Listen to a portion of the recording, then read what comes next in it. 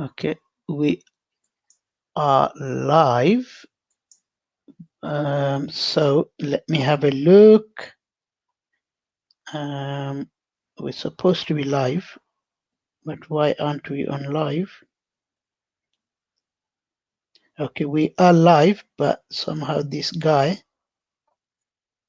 It's not working. No, it's not working. But another silly thing is Facebook. Give me 2 seconds. Log in. We are live, but I need to change many things. Okay, we are. It's locked at the moment. That's why. Ah. Okay. Right. Let me just share it. The ears are coming out again. See, I've got an echo with this. We are live currently. Okay. So just give me 2 seconds. I'll be with you, every one of you. Just let me see if all the systems are working well. Okay. So let's see how many I need to share it. So we got somebody already joining us, but I need to share. Let me just trying to. It's not working. Okay, let's have a look. Okay, sometimes technology can be disastrous. Okay, we are live. Okay, so let me share in a group. Okay, share more option. Okay. Bear with me, we're having a technical issue. So let me have a look. Share. Okay, so I'm sharing there. I'm sharing. Okay. Bear with me, we're having a technical issue. So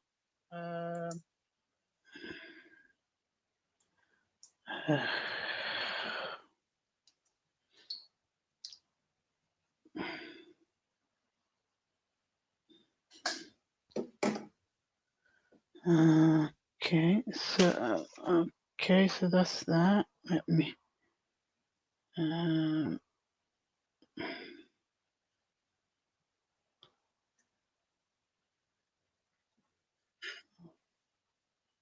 okay, more option.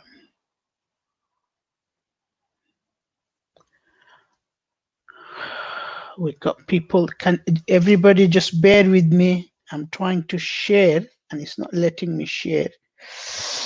It's like we had the same issue yesterday.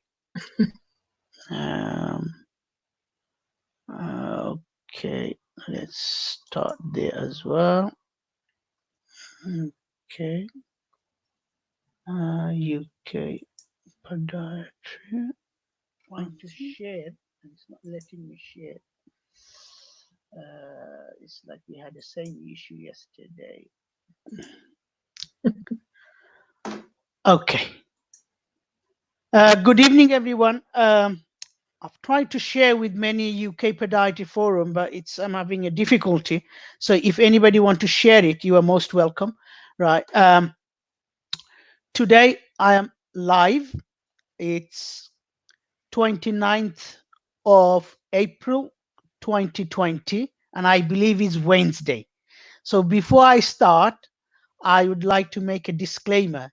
If me or my guest say something which is not true or in the heat of the moment, I advance apology for that. So, because it's a live broadcast, there could be many things we can say in the heat of the moment. There's no script. So, please judge us, don't hush. Any comment you want to make, please make a comment on my main Facebook. When I share the link, if you make a comment, I won't able to see it. I'm sorry, yesterday, few people made a comment on like UK Podiatry UK, but I couldn't see that. Only way I can see is when you are um, on my a platform.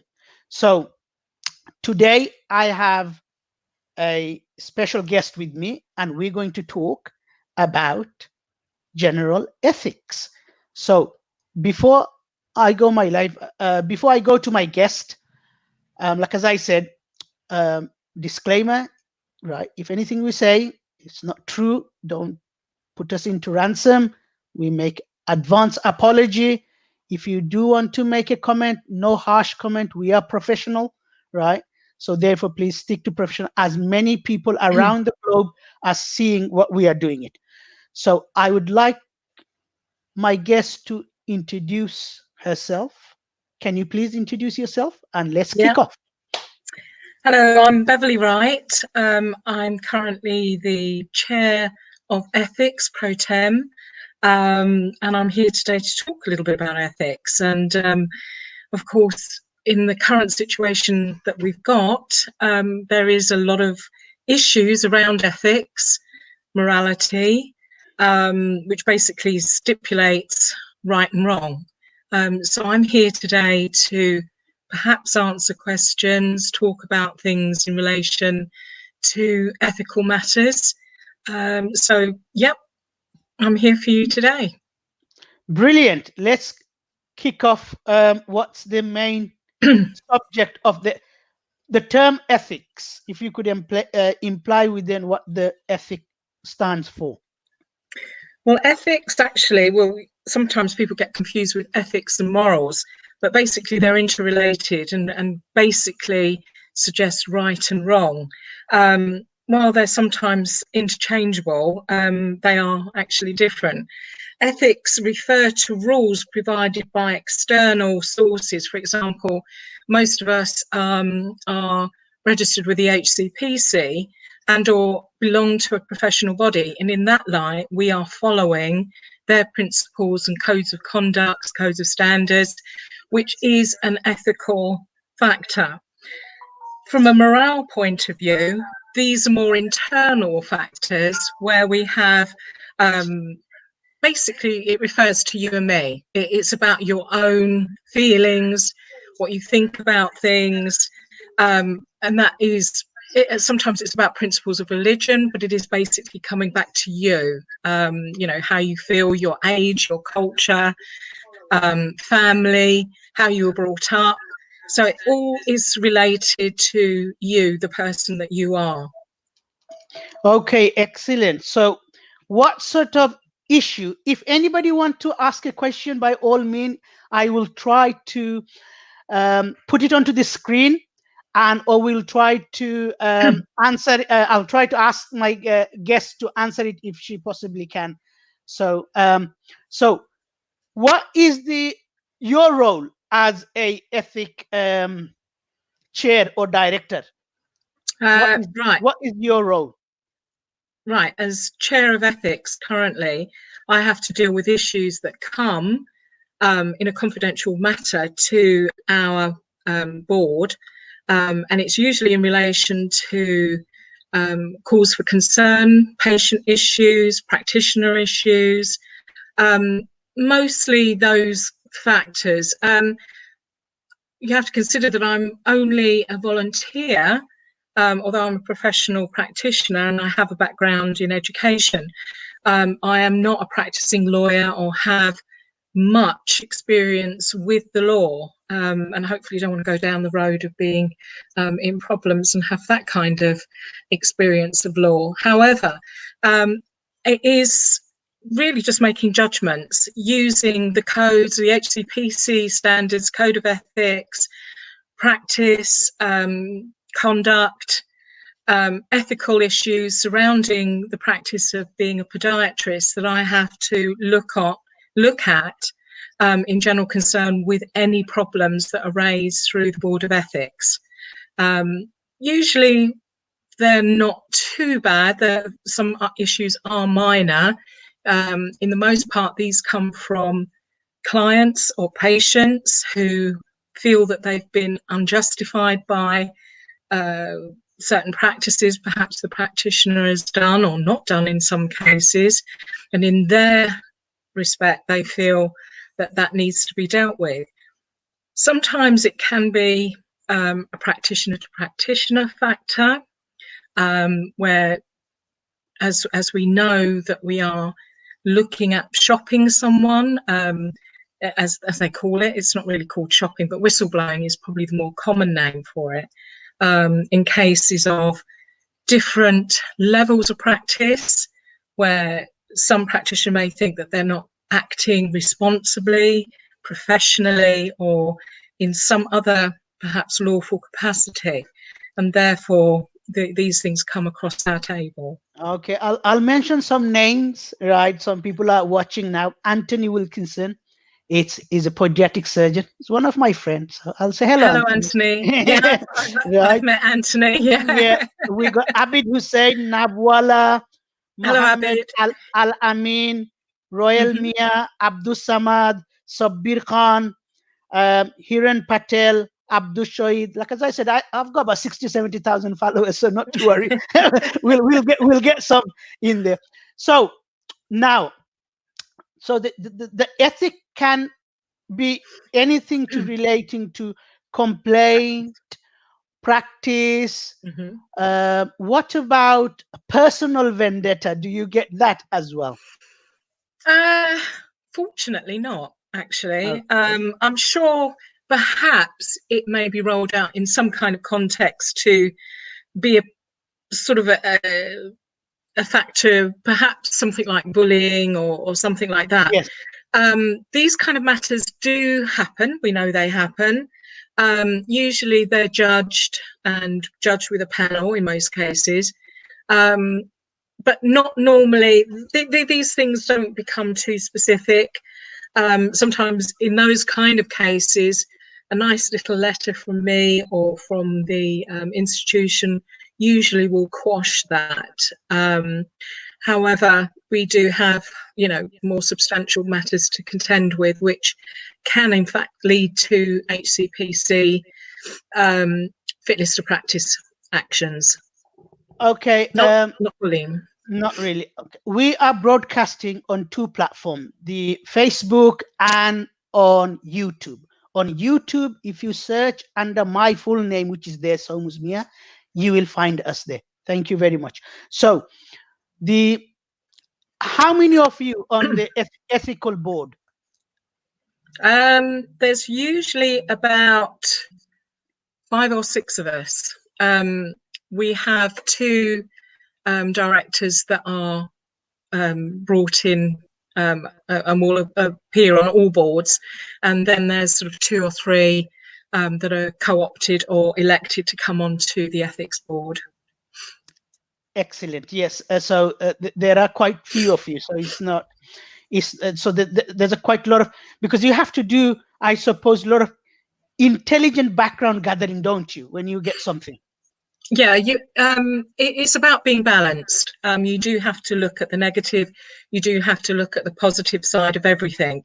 It's sometimes very hard not to bring in your own opinions. Again, as I come back to the morality of stuff, because you are going to bring in a lot of morals, but you've got to try and be objective and not subjective on these matters. You do have to look at all the extremes, be fair, and make sure that, as if it was going to a court of law, so to speak, not that extreme, of course, that you are guided by the ethics that you are relating to, which in this case would be the HCPC and professional body standards and codes of ethics, and make judgments based on the type of practice and other matters relating to that. To bring in to be fair, because I'd be lying if I said to you that sometimes it doesn't become subjective, because your opinion and my opinion are going to slightly differ. But bringing in and having a sort of a related background. Which we do, don't we, in the board? Oh yeah. Oh, yeah. We have a I battle. We do indeed. I mean, in fairness, I mean, it's what we call a critical discussion. Yes. And you know, we're Because not we going differ, to. don't we? We differ, Yeah, yeah. and that's the beauty of democracy. Is we Hmm. differ. We We don't do. sing. We don't sing from the same hymn sheet. You will look at one angle, I will look at another angle, and Yeah. there's another 3 or 4 of us. At the end, the judgment is made. You have the Hmm. sole. You have the sole decision at the end, Yeah. don't you?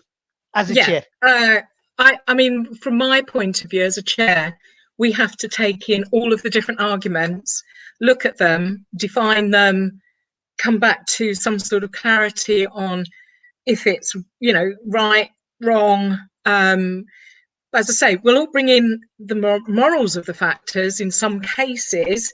However, the judgment will have to be as you would in a law court. You know, it has to be justified, to say that, you know, this is how it should happen. Most cases are common sense, it has to be Okay. said. Okay. Common sense will usually find its way in the matters that we're discussing. However, Okay. there's going to be times when there is a debate that will kind of give you an unfathomable factor, where you sort of feel that you're opening the doors to hell sometimes in thinking that I don't know really which way to go on this, because this is a little bit like the scope of practice. You know, should I tread there? Should I not? But you have to make decisions, and unfortunately, when it comes to the board matters, most things are, you know, as I say, have to be looked at, but in consequence that they are dealt with in a minor factor. You know, we're not talking about life or death issues here. However, that could be in some cases, which of course then that goes to the HCPC and, you know, fitness to practice, if that was to be the case. I haven't looked on cases. I don't think anybody's killed anybody, certainly not from the Institute's point of view. Although we perhaps do that in a mild format on our board table, Somas, don't we? Okay. Okay. Do you on a difficult circumstances?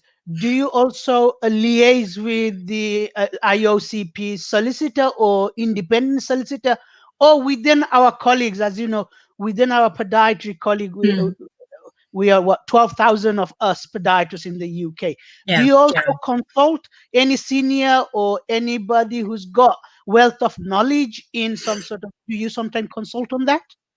There has been occasions, past chairs, people who've had perhaps an experience of that.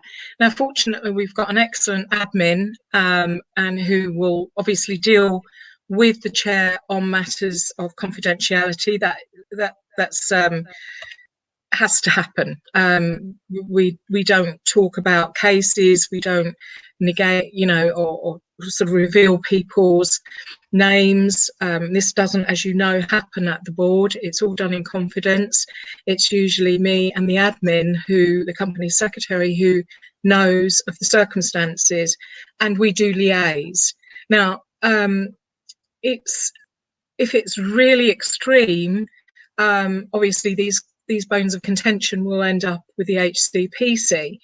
But what we do or what I have been doing, is liaise with the person who has been, you know, or the practitioner who has been victimised, shall we say, in certain cases, not always the case, but it may be under the domain of the HCPC, and then we have to liaise together to help, because the support has to be there. They're going to go through a case where, you know, Okay. things are going to be subjected to them. I suppose from the point of stress, you know, they need some support in that regard. I usually will talk to them about the matter, go through it with them, even though they've reported and given statements to us about the cause for concern, and try and be supportive by listening, helping them reflect on the situation. Sometimes we discuss matters about how it could have been dealt with in another way, because it is a learning situation at the end of the day, and hence why practitioners do have to reflect on situations. But it's sometimes more of a comfort, because when they can talk to someone who, all right, may not understand particularly the circumstances, because they wouldn't necessarily have been in the same situation. So empathy is not always a situation that you concur with, but you Okay. can help them by talking things through, and discussing matters that best suits them. Now, however, then we have to sort of deal with the consequences of information from the HCPC, which again I will relate and talk to the practitioner that has been, subjected to this. I don't deal with the HCPC directly. The Okay. admin will, obviously, depending on the nature of the business, has already interacted with the insurance companies, and they will hopefully have taken some action, particularly to sort out legal side of things, and Okay. deal with the solicitor. But if the solicitor will obviously deal with situations with the HCPC as they are needed, Yeah.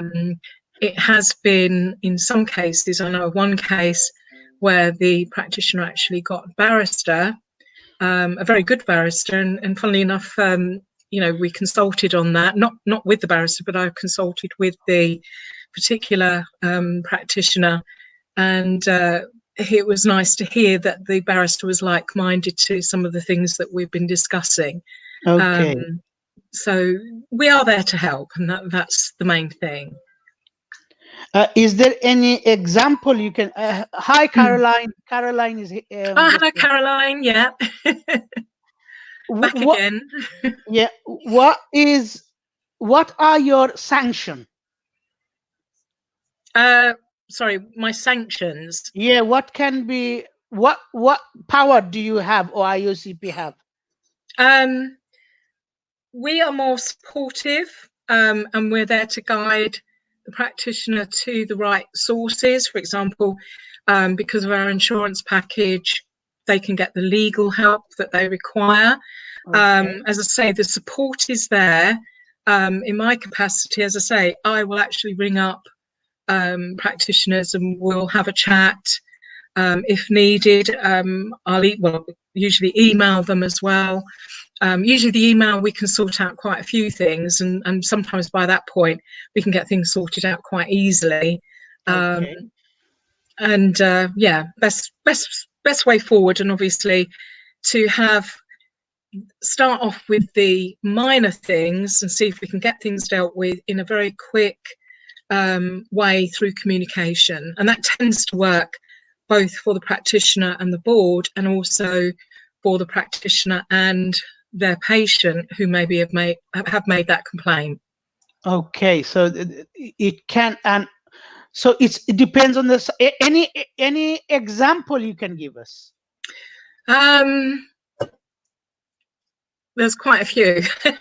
Yeah. I'm just trying to judge some of the ones that might be perhaps easier. I mean, we've had a few serious ones. I can't go into all of the situations, but one just recently.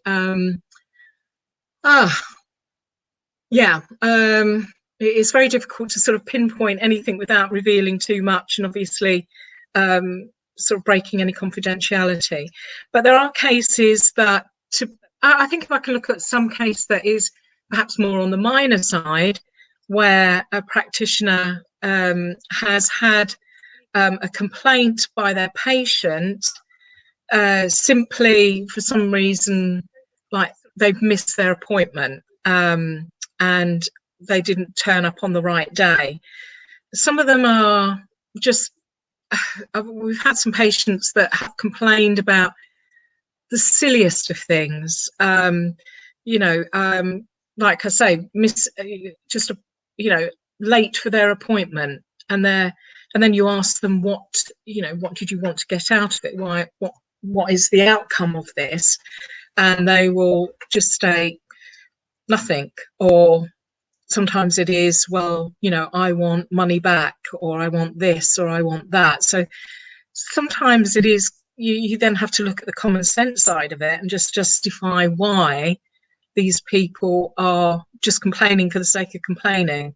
They say it's just one of those things where they just want to make a complaint. I think they're just not happy with the service, and rather than going to the practitioner and saying, look, I'm not happy with what you did during my appointment, or you cut me, or you did this, or you did that, rather than dealing with the person and just saying, walking in and just say, can I have a talk? Just simple thing like that. Can I just talk to you and say, this is what happened. How can you help me? What can we do to resolve this? Then we go all around the houses and we get the complaints, and basically then I just write a letter pretty much saying the same thing. Most practitioners, though, are usually quite good. They do try to appease the situation, but sometimes you wonder that patients have ulterior motives. And if you think about the US legislation, we are becoming more and more like that. So where patients do want to try and sue the practitioner because they keep thinking they must have lots of money. I suppose they get that from the charges that we provide, or say you've got to pay for. So there is sometimes a motive of money in that situation. But yeah, a lot of them are just common sense. Sometimes it's the older people who get confused and think they've been wrongly treated. And we just have to sort that out by, getting the practitioner in the main to try and sort it out. And then if not, then a letter from me or an email from me usually sorts those minor situations out. But we do tend to get a lot of that. I'll try and think of some other ones if I can for a minute. But yeah, it's kind of minor things like that for the most part that we get. Okay. What about when you had to at the end? I'm sure you have to liaise with the HCPC on certain cases. So how does that process work? If you could go into that. I'm very lucky. I don't have to. Usually, if the case goes to the HCPC, then that is a direct interaction between the practitioner and the HCPC. Now, as I say, I will try and liaise with the practitioner as a support mechanism. On a couple of things, I have been asked to go up as a support person. So I will, if required, go up to the HCPC, I suppose more in a hold of your hand capacity, but they probably have their solicitor or our solicitor with them when these fitness to practice actions happen. But because they're behind closed doors, it's not like a court. I have done fitness to practice before, and they're usually sort of very, just sort of the people that matter really in the room to make sort of decisions. But the hearings can be quite long in some cases. But fortunately, yeah, I personally don't have any interaction. That is usually justified by the practitioner having to relate and send documents as needed, or what is required by the HCPC to deal with the matters at hand. Any example of any cases that, as a professional body, you have stand onto your ground with HCPC and then they backed up? Anything like that? Because as a professional body, we are authority our own right as well. So yeah. Is there any cases you could highlight, or any cases you said that you have had a success that they didn't take it to the further? Because sometimes, as you know, any Tom, Dick, and Harry can complain to the HCPC. But as a professional body, regardless of the IOCP or the college or SME or the alliance, we are authority our own right, and we are to defend the undefendable. So is there anything on that ground as a from professional body, that you have to say to the HCPC, they're probably on a different track than we are.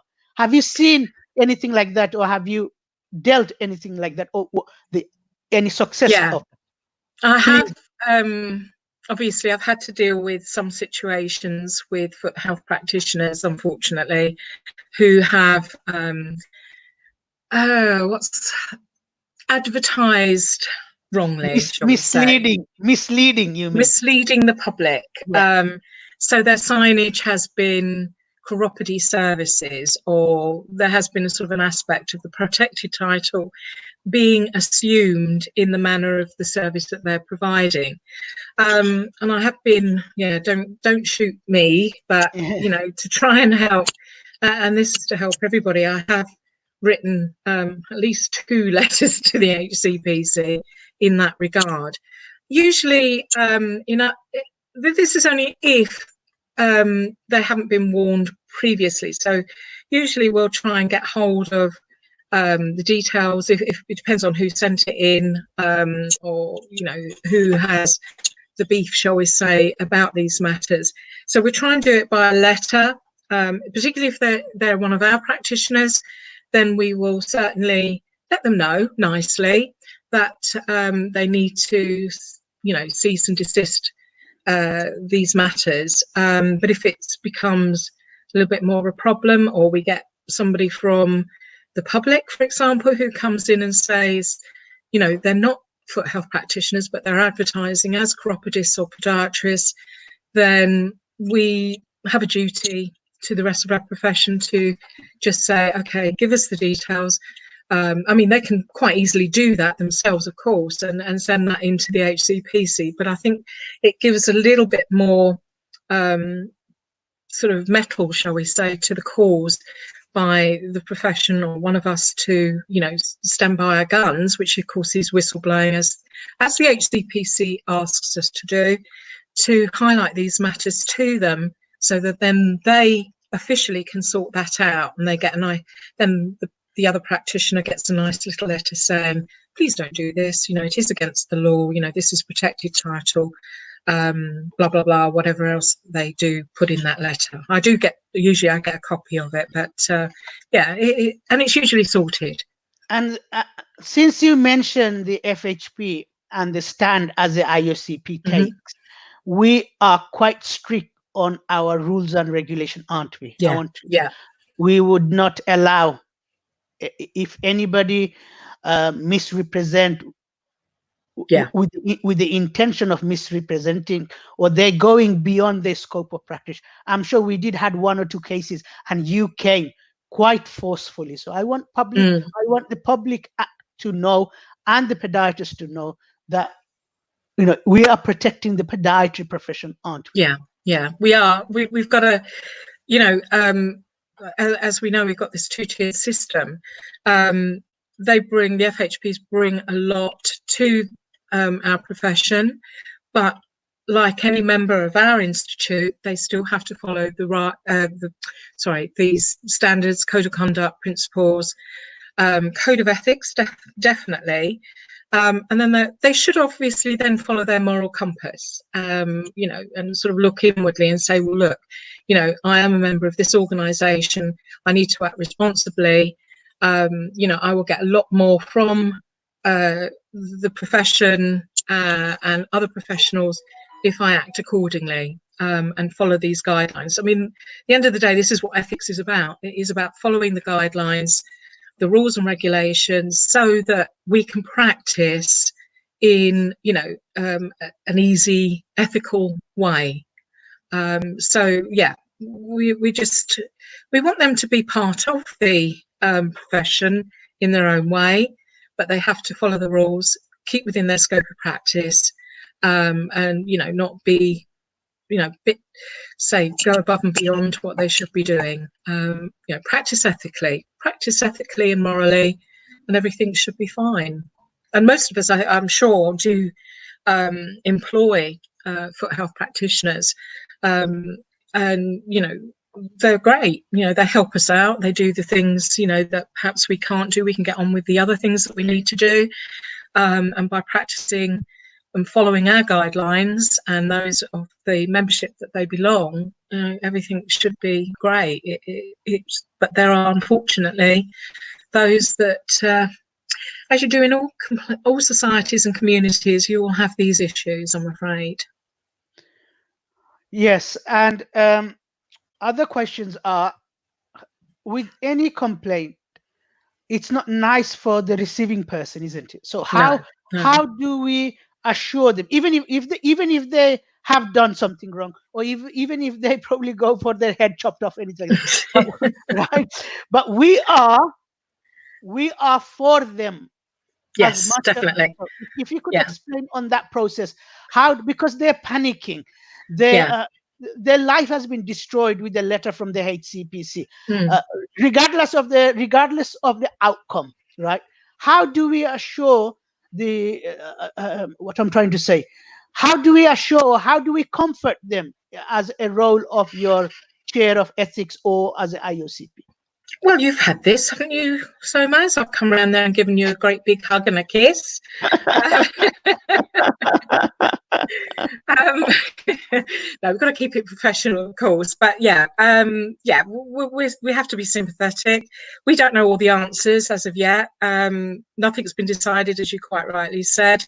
That will be sorted at a fitness to practice situation. But from the start off, we can gather information and just actually communicate with the person and just say, It's it's not going to end be, off. it's not the end of the world. They're not going to die. You know, uh, Obviously, we can't come over and virtually, hold their hand, but we can do that with a nice few emails. I always put my phone number on the end and say, please contact me or I'll contact you. We'll have a chat, we get together, we talk about things. I'll actually get them to write reflectively as well, because sometimes it's a bit like writing a diary, isn't it? When, what things have gone wrong, Bridget Jones' diary type thing, and you sort of reflect on the bad and the good and everything else. And then it helps get rid of some of those emotions. I've had different people that react in one way, they get really stressed. You can't, sometimes it's very difficult to console them. If they're, married or have a partner or something like that, that helps, because obviously they've got the family unit to try and keep and comfort them, because obviously you can't be holding their hands all the time. But I think it's nice that they know that they've got reassurance from the admin and from me at the moment, in my role, that things are going to be okay. At the end of the day, we are just trying to help soothe the brow a little bit. We, as I say, we don't know until everything's been sorted. The HCPC may decide to take things further. I usually, I suppose it's wrong to say that we would look at the worst case scenario, but sometimes that makes people feel better and say, okay, you're going to get fined. The reality of the situation is this could be what's going to happen, or get struck off. Unfortunately, that is the case too. But as I say, we haven't had that extreme. I'm going to touch wood here, because from the cases that I've been aware of, we haven't had an extreme case, which actually, if it was extremely bad, then I don't think we'd be talking about the HCPC fitness to practice. I think this would then be in the Old Bailey or one of the other courts of law, because that's extreme. Criminal case, you mean? Yeah. Okay. What, just for the pods out there, how many years have you been on ethic? I know you, but you've been ethic board of ethic for quite a long Too time. long. Yeah. So at least our pod member will know that you had that experience. So if you could just tell me how many years you've been shadowing somebody, and then how many years you've been dealing. So that's shadowing. another. Yeah, I've been there of my own accord. Now I can't remember. I'll have to look in. I forgot to look in the book. No, A good roughly. 5 or 6, perhaps So 10 years. I don't know. so you Yeah. so you got Somebody will quite tell me. so you got bit of experience, in other word, on Yeah, seeing different I've cases, listened. different, yeah, Yeah. listen. I mean, I have, yeah, I've heard a lot. But I will add here that strangely enough, and I'm sure it's because I'm on the board in this capacity now, that we have had our worst year. And I think this is the first time we've actually had foot health practitioners coming with like cause for concern, shall we say. And that is unusual. IOCP's one. So Sorry? have IOCP's a foot practitioner. Our foot practitioner. IOCPs. Yeah. Yeah. Well, I've had, funnily enough, I've had complaints. Sorry, I've just got, for some reason or another, my thing's not plugged in. I don't know why. What is it? Sorry about this. Okay. Is it your Um, laptop? yeah, let me just. Yeah. Bear with us, ladies and gentlemen, or podiatrists. My my my my colleagues of ethic. She is just turning her laptop on. It's I probably got unplugged. relied on battery. There we go. So That's it. give us a momentus. I can't. I'm coming back for some reason. That's Okay. it. Yeah. Can you Sorry hear me? about that. Okay. My energy packed up. So where were we? Yeah. I forgot. Can you hear me? Okay. Yes, I can hear you. Um, you were just talking about. Sorry, I've got a couple of years in again as well. There we go. Oops. I can't That's hear better. you. Yeah, I can hear you Yeah. now. Yeah. Okay, sorry about that. Yeah, you were talking about IOCP foot health practitioners. Yes, has been the case, but we have had complaints from the public to the institute. Actually, I think more serious complaints than I've ever had for IOC for foot health practitioners from not our members. Thankfully, I keep my fingers crossed. Thank God for that, Yeah, because yeah. I always say to, and plus we have separated them, haven't we? Yeah, With the yeah. college of, so they're not in bed with the a podiatrist. They're totally separate entity now. No. Right. Like that, we've all had to do because of protected titles. We have to, although we obviously have them under our umbrella and we look after them. Yeah, we've got a separate college now, so that they're trained, and of course they come under the same admin. But yes, they are under a different college. So on the ethical point of view, would you like to say something to the FHP what they should not be doing and what the scope of practice is, even if they think, or even if they had a training, but they still are in a danger line? So something on that line. A Vuruka, for example, a Vuruka. Okay, right. I'm going to come back to the first part. Okay, then, So yeah. I'm sounding like the government here with this Yes, COVID-19 absolutely. situation. You And on I'm Mr. going to answer the questions. You on Mr. Mia's platform now. Yeah. Yeah, I don't want Piers Morgan coming and say you didn't answer that question. Right. And I've forgotten it now. But yeah, coming back to ethics. And this is for podiatrists and foot health practitioners. It doesn't matter who you are. You do need to follow your code of practice, code of standards, code of ethics. If you cannot follow your professional bodies, which actually are integrated from the HCPC's standards and codes, then obviously you're doing something wrong. Now, it's interesting because some of us can be ethical and follow our codes and be, you know, the perfect practitioner, shall we say. However, a role model practitioner who does all they should under these standards. However, morally, well, that's another question. And they're not doing the things they should be doing, such as scope of practice.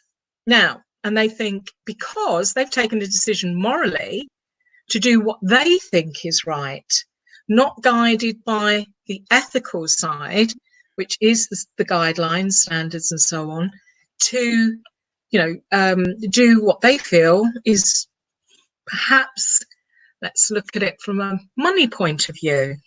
I can do this. I have done a CPD course and I am able to do this without actually referring to the standards and guidelines of registration or whatever their situation level is. I mean, even there are some podiatrists out there who actually perhaps think they can do things and without the specific training or level of knowledge, perhaps shouldn't be. And I think we have to sometimes look at it from a moral point of view. And I mean, to be frank, some of us as practitioners are fearful because of our morals and don't want to do an injection, for example, because I don't know if I can do that. I've been trained to do it, but as we know in this business, it's see one, do one.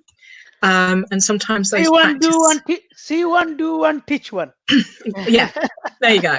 Teach one helps because it kind of balances it and it reminds you of what you should be doing, and then you do it hopefully better the next time.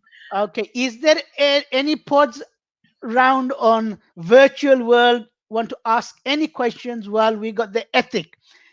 Ethic is one of the 5 pillars of on organization. Ethic it's a serious subject. Ethic is. Bev know very well the stress put onto those who are on the receiving end, whether they done right or wrong, is still, it can cause horrendous stress. So please, if one of you have a burning questions, it's your time, because it's live. Like as I said, live has no script, right? Anything can come out from our mouth, right? Heat of the moment. But don't please hold us to ransom. Again, advance apology. So no suing, anything like that, because we already made disclaimer, advance apology, right? Anyway, as I am, have you ever been to hearing? I've sat on fitness to practice hearings as one of the panel, not HCPC, but I have with HCPC pre-registrant candidates. Yeah, I have. Yeah, and I've had to make decisions. And from that side of the coin, I can tell it's hard. You've been there. I've been there to punish the registrant. Yeah, I hate to say that, but yeah. I love it though, Somaz. I know you do. Look at the pain I put you through all the time. Yeah, the amount of pain you put through, and the amount that's the moral side of me coming out, not the ethical side. But I've had that misfortune, if we say. I suppose I argue misfortune because it's not nice for anybody, particularly the person that is being sort of sitting there in that chair. Bev, it's maybe not an ethical questions. Kem Saipi. Hello, Kem. It's not an ethical question, but we will try to answer it. When can podiatrists treat knee? You want to say it, or shall I say it? I know you're going to say it, but they can if they are trained to do so on provisions that they have. For example, some formal training that has positive outcomes for the patient on the knee, usually by injection. Those who are trained to inject, acupuncture, mobilization, exactly. Yeah, right. And as an IOCP, we cover up to the knee. Yes, that's the beauty, right? We cover knee and the. But I will say, those who have, in most cases, level 4 option insurance. Yes, it is only podiatrist, by the way, no other. Yeah. Only podiatrist. No. Only podiatrist. You have to scope of practice. We are quite strict and we are quite robust on our scope of practice. Right. We got level 5, by the way. I'll try to get your it's coming in. Yeah. So if Andrew William, if you are listening to me, you're on the dock next time. on the education, right? And I'm going to ask you tough questions, and you have to answer it. You can't hide it, right? Let the world know what we podiatrists are trying to achieve and expand our knowledge the ICP's ways. We have our way, don't we? We do. Bev? We do. Yeah. I mean, but it is done with lots of sanctions. It is done with recommendations that are taken to the HCPC. We have all of this checked. It's not done just if we look at the ethical and moral side. It's not because of all of us having a higher, covenant in these situations that our morals outweigh those of ethical matters. We do go to the Department of Health, we go to Public Health England in matters that are needed. And whether this is education, whether this is health-related matters, changing scope of practice, we have to do things by the book. That's the ethical side of things. As I say, some of us would like to sort of cross the line a little bit. And I know, and having said that, from a moral point of view, we do look at things when we take things to the HCPC or others, and see if we can, fix it morally for everyone in our profession. So it's not done on an individual basis. It's done on a morality side of the profession itself, to try and seek where we can go to help our patients better, help our training better, and move forward in this this wonderful profession that we're all in. And the point being is that we have a lot of grey areas, as we know, in this profession. We're not going to be doctors in the medical sense. We can work alongside them and other practitioners, multidisciplinary teams, to exercise areas that perhaps we're perhaps not best trained in. But if we can give back to our patients some better lifestyles, then that's great. I mean, we're sort of looking at times, with this COVID virus, and I think some morals and ethics are being tested to the nth degree at this point. So, and I know there's probably a few people out there questioning that, about getting back to work, and so on and so forth. I know you're going to come on to that, so as I can see by your face. One more thing, Pods, I won't able to see your comments if you are commenting on shared platform. The only way I can see your comment is if you come to my Facebook portfolio. Otherwise, I won't able to answer I don't see your questions. Sorry about that. You have to come to my Facebook platform for you to ask me questions, and then I can relay that to Beverly, the chair of the ethic. And can you tell me, you got another title, aren't you? You're the vice? Yeah, vice chair of education. I suppose that comes down to the fact that I'm a senior lecturer in higher education institutions. For my sins, I get involved in too many things. For my voluntary side of things with the Institute, I'm also Southern Regional Champion. Or a director, another word. Another director, yeah. And yes, I mean, the list goes on and on. Goes on and on. Right. Now, the another question is, when does once you as the chair of ethics realize that time for our solicitor to involve? The solicitor is yeah. I mean, it's an easy question. Yeah. As soon as a case comes in, the solicitor is engaged, more or less. It's admin will flag that up with the insurance company, so that cases of particularly if legal matters come in, they're there at hand straight away. So it's been the practice with the Institute since I've known it anyway. And I'm sure if we go back 25 years, that company secretary has graced our presence, with the Institute, that seems to have been the case for all ethical matters. How quickly time is gone. We are almost running out of time, right? Oh, no. No. I'm starting to get into this. I know. Is before we go, we got a few more minutes. We've got 5 more minutes. Okay. Is there anything you would like to say or advise on ethical standard ethics or HCPC or case? You got 5 minutes, and then you can wrap it up. Right. And I think most questions will probably come in about COVID. And the situation right now is, when can I get back to work? And I think this is going to be one thing that's going to come in quite a lot. We're all getting a bit edgy. It's getting in for the 6th week now. Many of you out there, unless you're working for the NHS, who are active with cases, or perhaps have been, deferred to different departments to help out there.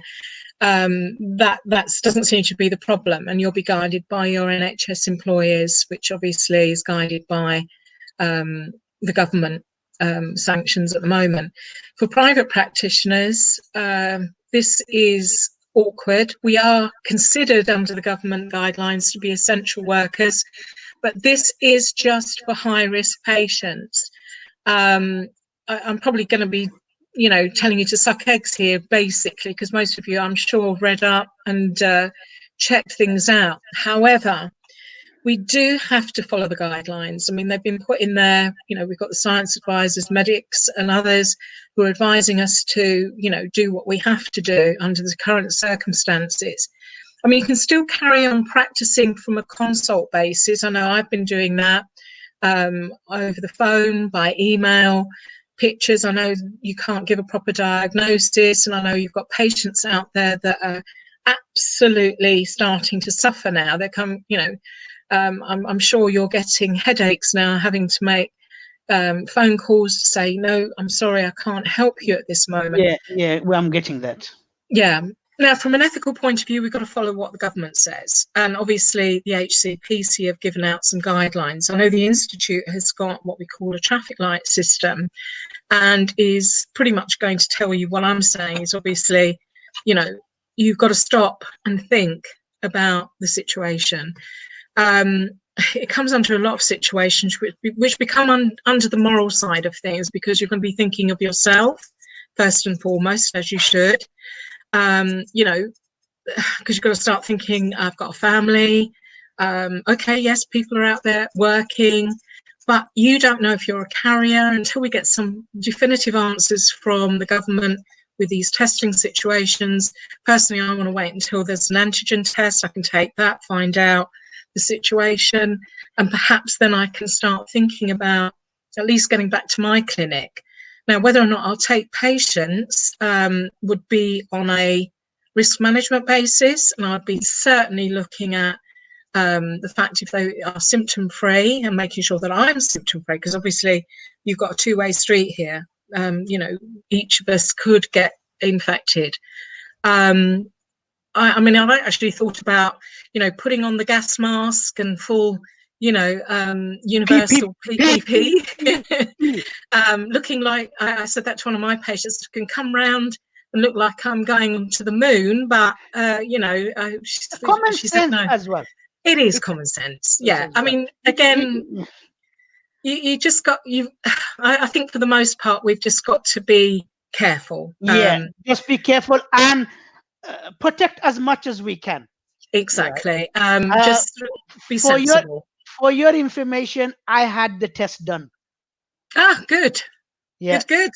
And all of my family became negative. Good. I thought you were going to say positive then. You're all right, but the family is not. Anyway, babe, nice to have you on my platform. Yeah, thank you. Worthwhile information of the ethic. Ethic is one of the 5 pillars of podiatry, and for any organization, especially the Institutes of Chiropodists and Podiatrists. Absolutely. And without you, this program or the show wouldn't be fabulous as today. And thank you. And I shall see you when the board is open, all of our directors can get together Absolutely. I know and we, Martin said we'll have a drink. yeah, definitely. Okay, somebody is saying something before we just want to go. Traffic light system is comprehensive and makes perfect sense. Yes. Okay, yes, thank you very much. And again, thank you for watching. If you want any directors to come to my show, please let me know. I'll get them in as much as I can. Any other question you want, you can message me, text me. And I say it again, a disclaimer: if anything we have said which is wrong or which is misleading, we are a human being. Yeah. Therefore, advance apology is there, right? So see you guys, and see you pods and the public down there. Podiatry is a wonderful profession, and lot of people in different country use different title, courtesy title. I have been called so much name in different part of the world: doctors, consultant. Who cares? That's what we are. We are podiatrists, the specialists, the foot doctors, you name it. Take care, everyone, Absolutely. Yep. and Bye-bye. enjoy Nice to your meet you life, all. and see Thank you next time. you. Bye bye. Thank you for having me. Bye.